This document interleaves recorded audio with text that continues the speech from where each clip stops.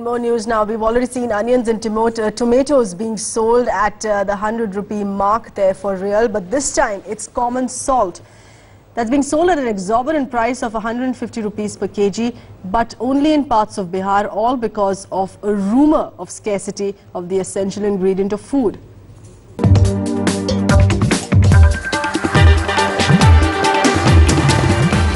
There was more panic buying, this time in the districts of North Bengal and Meghalaya. The Meghalaya government launched an immediate crackdown, saying there was enough stock of salt in the state. While it's not known what started the rumour, the Bihar government has had a tough time controlling the spiralling salt prices, with a kilo going for as much as 150 rupees yesterday. Orissa राज्य में प्रारंभ हुआ और उड़ीसा के बाद ये बिहार में आग की तरह बात फैली। रात में ही हम लोगों ने अपने तंत्र को एक्टिवेट किया। हमारे जितने भी तंत्र हैं, जैसा कि आपने आप खुद ही कवर किया है, 18 लोगों की गिरफ्तारी हुई है पूरे राज्य में, 13 FIR दर्ज हुआ है और उस पर वृद्धि हो रही है। लेकिन आज के दिन मैंने सुबह सभी DM से भी संपर्क किया, सभी DSO से संपर्क किया। मुझे मालूम हुआ कि अब कहीं भी इसकी शिकायत नहीं आ रही है। मजबूरी है कि अब क्या करें, सुनने में आ रहा है कि नमक मिल भी नहीं करेगा बिहार में, तो 40 रुपए किलो खरीदे हैं ब्लैक में, और इससे ज्यादा क्या करेंगे आप।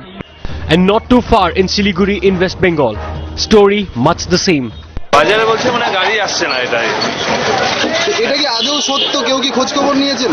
না, সবাই তো বাড়িতে বাড়তি কিনে নিয়ে, এই মানে আমার কাছ থেকে শুনে মানে আরেকজনের কাছে শুনলো, মানে কেউ আর সঠিক জানছে না এটা। And just when people were buying salt in bulk, arrest of 3 people revealed that the panic was triggered by a rumor.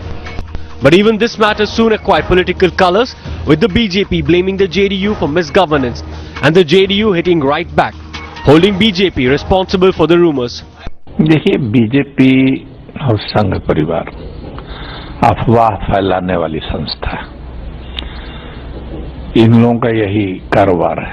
इनके बस का कुछ नहीं है। ये अपनी कमजोरी प्रशासनिक छुपाने के लिए दूसरे पर सिर्फ आरोप लगाएंगे।